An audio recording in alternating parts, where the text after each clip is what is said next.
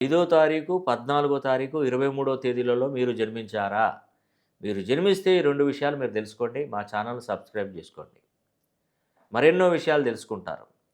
ముఖ్యంగా 5, 14, 23 తేదీలలో పుట్టినవారు కర్కాటక, మేష, వృశ్చిక ఈ రాశులలో జన్మించిన వారిని వివాహం చేసుకోకూడదు.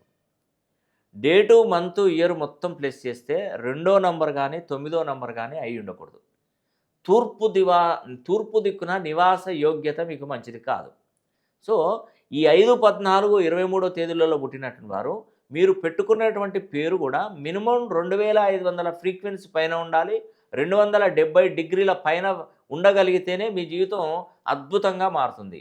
తెలివికి సంబంధించిన నంబరు, నాలెడ్జ్‌కి సంబంధించిన నంబర్ ఏంటంటే 5, 14, 23 తేదీలలో జన్మించడమే. వీళ్ళకున్నటువంటి మెయిన్ ప్రధాన సమస్య ఏంటుందంటే ఫైనాన్షియల్‌గా వెనకబడిపోవడం, డబ్బులు ఇచ్చినవి తిరిగి రాకపోవడం, వ్యాపారాలలో